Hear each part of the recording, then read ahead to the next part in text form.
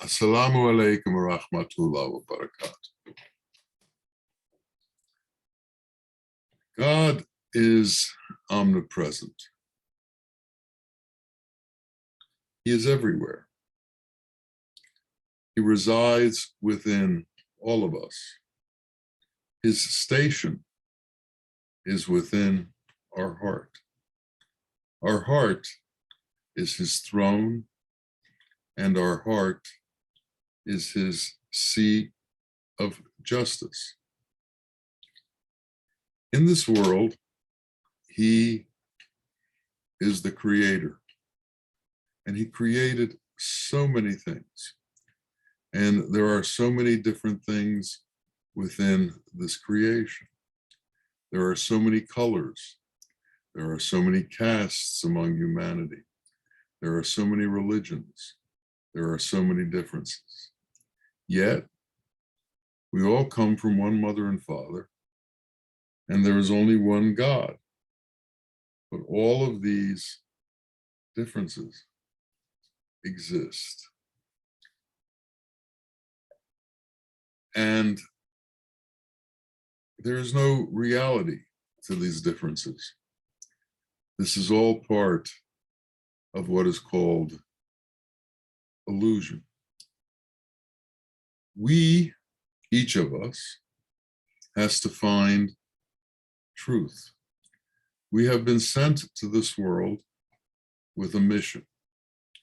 And that mission is to find the truth of our existence, to come to know who we are, and to come to understand our true nature. Allah created us, and he sent us here. And he created us in his image, yet Allah is formless. So what is the image that he created us in? He created us in the image of his gracious qualities, his 99 names, and his 3,000 gracious qualities. And within us, we have the ability to exemplify these qualities. Only man has been given this ability to be able to exemplify through his own being the qualities that belong to Allah, to understand in this world the difference between good and evil, and to make the choice to do what is good and to stay away from evil. Everything besides man is not like that. Man has the ability to go to the 6th level of wisdom. Animals cannot go that far, and animals don't know the difference between right and wrong. Animals don't understand cleanliness. An animal will urinate and defecate in the same place that it eats, in the same place that it drinks, and the same place that it sleeps. Man is not like that. Man transcends these things. Yet, man is subject to the torpor that is illusion. Man is subject to all of the difficulties that illusion brings onto him. There was once a saint in India, and he had many disciples, and he was a very wise man and loved by his disciples. So they all gathered together, and they bought him gold utensils to use for all the ceremonies that he did within his ashram towards God. Now, this saint particularly was devoted to the prophet Rahman. And he prayed and meditated on him constantly. Word spread throughout the community of the fact that this saint had golden utensils. And one particular thief decided that he was going to steal these utensils. And he came at night to steal the utensils. But guarding the temple was Rahman. And he had a sword and a bow, and there was no way he could get in. And he came back again the next night, and the next night, and every night for a week. And constantly, the prophet was guarding the temple. So he decided to go to the saint. He dressed himself up into a suit and said, I've tried to go to the temple at night to pray, but I couldn't get in because the temple is guarded. Now, the saint knew that this man was a thief and he was planning to steal the gold utensils. But he prayed to Rahman and said, my attachment to these utensils has grown too strong. Please stop protecting them. Stop protecting them from being taken. And he told the man that he could go pray at night whenever he wanted. The next night he went to pray. Under the guise of prayer, he went in and immediately began to look for the gold utensils. And he found them. And he took as much as he could carry and began to run off. While he was running off, a dog began to howl and chase him. The saint heard this and immediately ran towards the utensils and saw that most of them were taken, but there were some left. And he took off after the thief with what was left and finally caught up to him. And the thief fell to the ground and begged him not to report him to the police. And he said, quite the contrary. I didn't come here to report you to the police. I came here to give you the rest of the gold utensils. I've discovered that they are a hindrance to me. And the thief was bewildered. He was stunned. And then he fell to his feet and he said, I am a professional thief, but you are a much greater thief than I am. You've just stolen my mind. You've stolen my desires. You've stolen all of my ideas of what I am and who I am, of what I need and what I want. You've stolen everything that I was attached to in this world, and now there's nothing left for me. He bowed down and he said, I want to follow you now and find the path of truth. I want to become a thief like you and help other people lose their mind and desire. Like that, if we are truly going to find this reality that we are seeking, if we are truly going to find the truth within existence, there are things that we have to give up. And what we have to give up is everything that is illusion, everything that is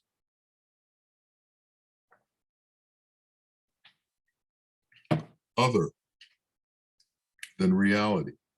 But it's difficult for us to determine what is illusion and what isn't illusion, what is real and what isn't real.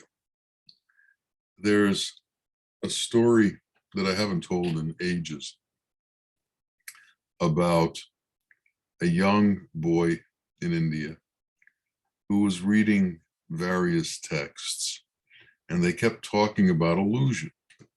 And he couldn't understand what illusion was. So he asked around and said, is there anybody who can teach me about illusion? Finally, they said, there is a guru along the coast that is very elevated, and he can teach you about illusion. So he began the trek to the coast, and he didn't live close to the coast. So this took him a few weeks. Finally, he got into a forest that was near the coast, and he was wandering in circles around the forest, and he saw an old man sitting cross-legged, meditating. And he quietly approached the man, and the man looked over and saw him and said, what do you want? And the boy said, I was told that there was a man here who could teach me about illusion, and you're the one I found. And it seems that you have those qualities that can teach me about illusion. So could you teach me about illusion? And the old man said to him, first, take this gourd, go to the well, which is about 1/2 day's walk to the east, fill it with water, and bring it back to me. So the boy took the well, took the gourd, and went marching off to the well. Finally, he got to the well, and while he was there, he saw there were 3 young ladies also filling their gourds with water, and there was a man who was harassing them. Now, this boy had a bit of courage, and he also had good manners. So he told the person who was harassing them to leave. And if he didn't leave, he would make him leave. And the man left. And the girls were all very, very thankful for the fact that he did away with the man who was harassing them. And they said to him, come, I know you've had a long walk. You look extremely tired. Come back to our village with us, and we'll introduce you to our father, and we'll feed you. And these were attractive young ladies, and he, being a young man, immediately said yes. And they took him back to the village. That night, they introduced him to their father, and they sat and talked all through the evening. He told them all about himself, his education, his family, and the father told him about the village and the kinds of things they were doing. He then made provisions for him to go to sleep because it had gotten late at night, and he went to bed. The next morning he woke up, and there was a sumptuous breakfast prepared for him and the young girls, and they all sat around with the father and ate. And then the father said to him, he said, I've gotten to know you in my heart, and I've gotten to feel your kindness and your generosity. I've gotten to feel that you would be a good spouse for one of my daughters. As a matter of fact, my eldest daughter. And you should know that I have no sons. And in the position of being the spouse of my eldest daughter, you will become eventually the next head man of the village. I'd like you to consider this proposition very carefully. And I want you to know we truly want you in our family. Well, the boy was a little shocked, and he said, let me think about it. And the older man said, well, while you think about it, I'll have my daughters show you around the village. And it was a beautiful little village with lots of people who were content with many sheep, many cow, many goats, and with fields that had been cultivated and that were producing many crops. That evening, they brought him back to the father. They had dinner again. And the father said, well, what did you think? And the boy said, I've decided I'm going to take your proposition. And within about a week or so, they arranged a marriage. The entire village showed up. It was a big to-do, and they got married. The young boy was given certain responsibilities within the village, and he and his wife had a very loving and kind relationship. A couple of years went by and they had a child. A couple of more years went by and they had another child. A few more years went by and they had a third child. Meanwhile, the villagers had all begun to really like this young man because of his courtesy, because of his way, because of his kindness. The old man was getting older, the father, and one day it came that he passed. And now the young man, who was already now in his 40s, became the head man of the village. And he had learned from watching his father how to care for things and how to deal with people, how to take care of the crops and how to take care of the livestock. And he did a very good job of it. And he maintained the integrity of the village and maintained all of the people in a good way. They all had enough to eat. They all had sufficient provisions for themselves, and there was peace among everybody. This went on for about 10, 15 years. Then one day, the young boy saw all the animals racing towards a hill, and he had no idea what was going on. So he followed the animals towards the hill. All of a sudden, he looked down when he had gotten to the high ground, and he saw a tsunami coming from the ocean, which was right near the village. And he climbed up a tree on the highest part of the highest point in the area. And after the tsunami receded, he got down and went back into the village to see what was going on. And everything was destroyed. Everything was decimated. All of the people were dead. His wife was dead. His children were dead. All of the villagers were dead. There was nothing left. And he was in shock. And he began to wander in circles. And he wandered into the forest that he had come out of originally.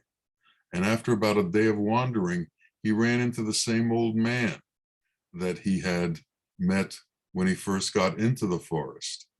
And the old man looked at him and he said, "Have you filled my gourd with water yet?" And this is the nature of existence. We take a left turn or a right turn.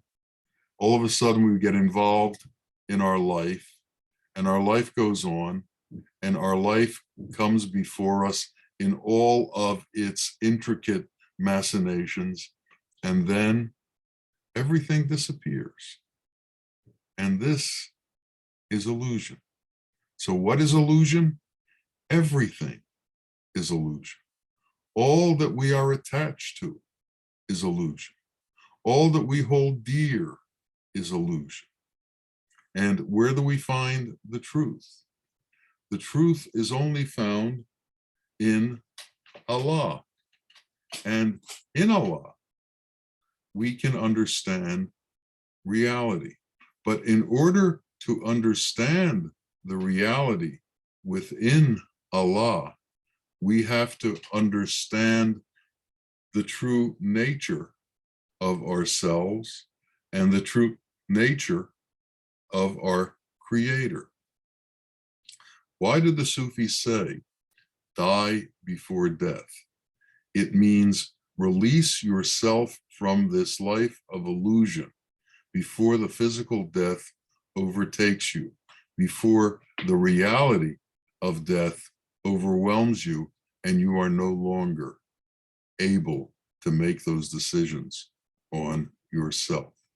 So somehow we have to begin to go in the appropriate direction, in the appropriate way.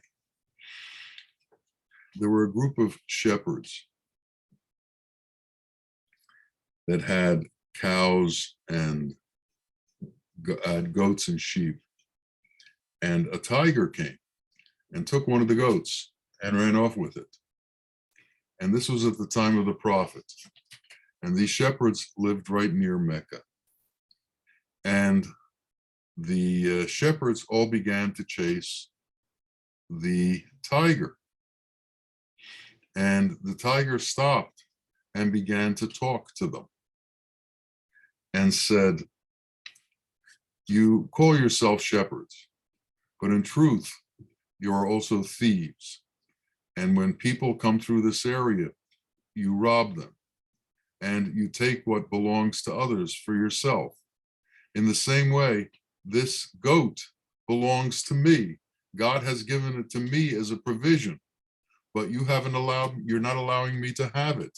You're trying to take it for yourself. You haven't learned what's yours and what belongs to others." And they began to shout, "Look, there's a tiger who's talking, and the tiger is telling tales of morality."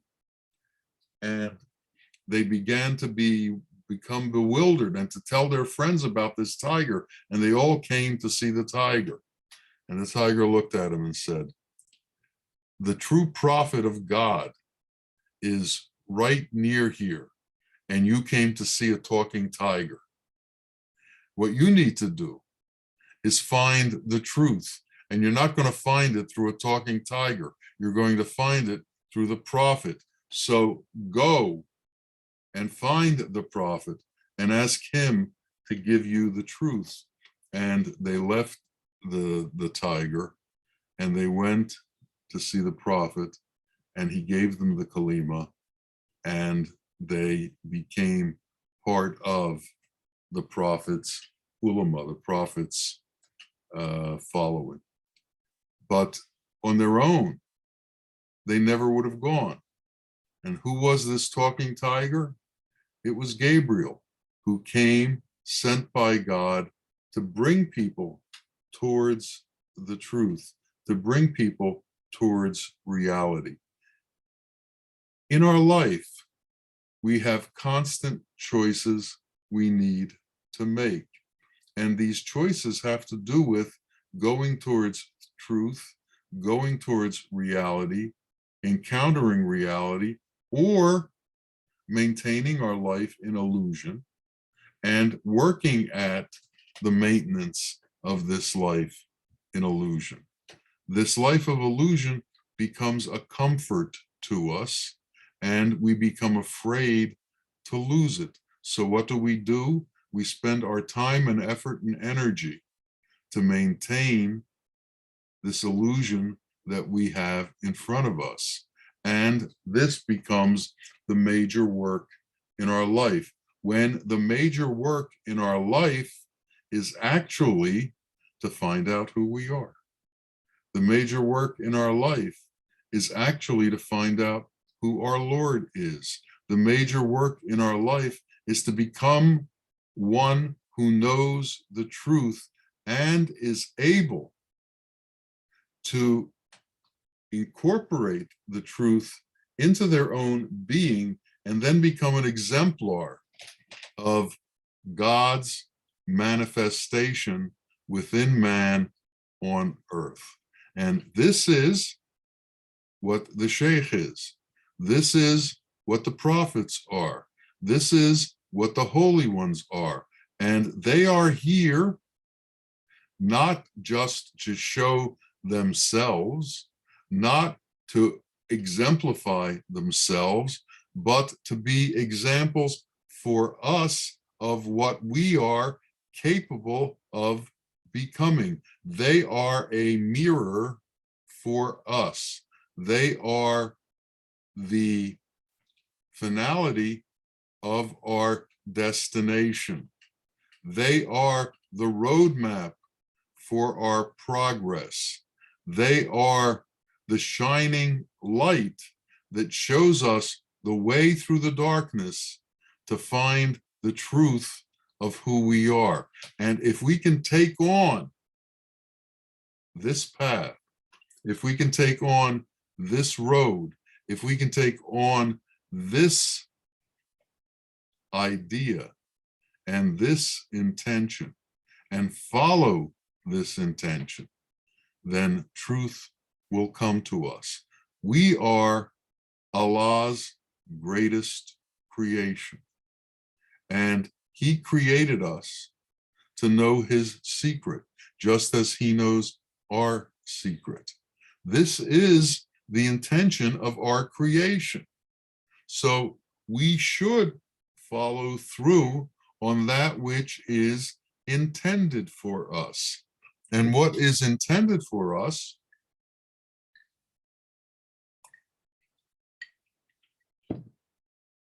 is for us to know our Lord, and for us to know the truth, and for us to be able to differentiate between good and evil, and illusion and reality, to be able to tell the difference between the two.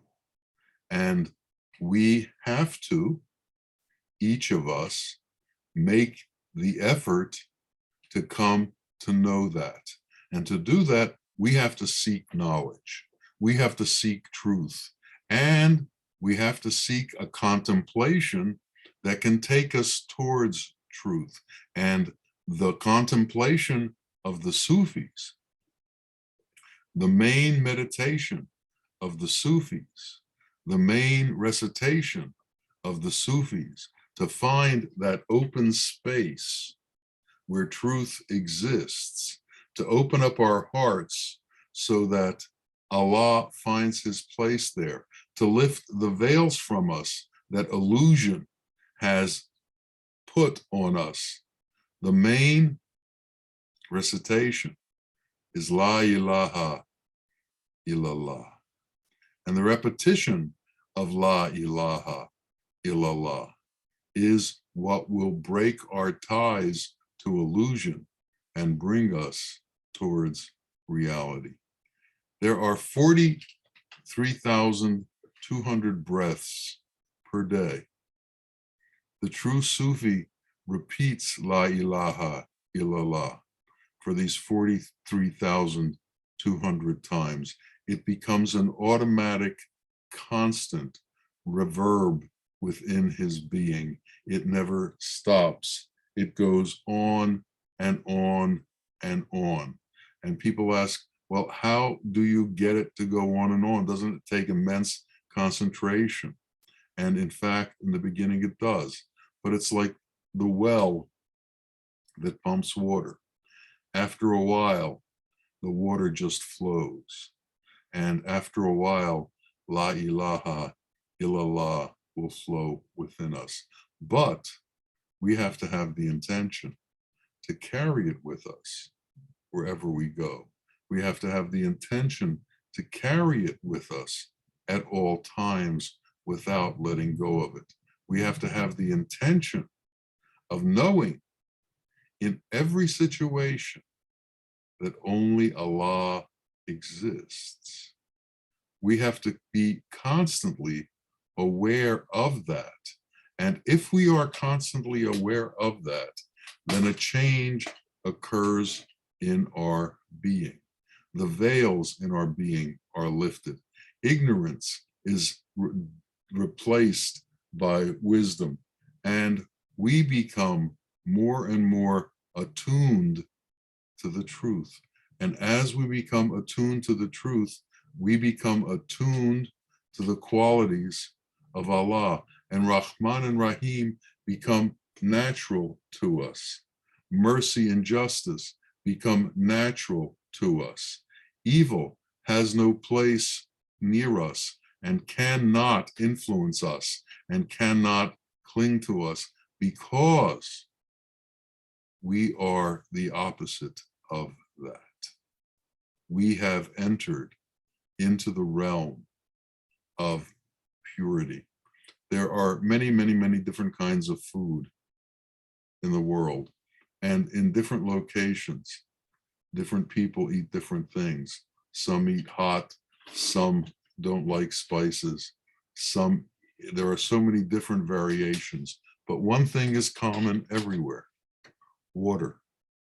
And it is that pure water that everyone needs in order to maintain their existence. So even though in this world there are so many religions and so many separations and so many different ways of worshiping God, there is a commonality among all of these, because Allah is with everyone, no matter what their religion, no matter what their caste, no matter what their language, no matter what their nationality.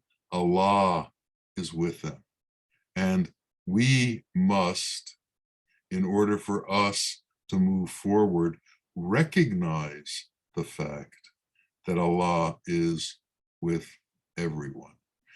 We cannot deny the existence of Allah in others and maintain the closeness to the existence of Allah in ourselves. Because when we deny the existence of Allah in others, we create a veil within ourselves that separates Allah from ourselves. So we have to become very conscious of what keeps Allah in our presence and what removes Allah from our presence.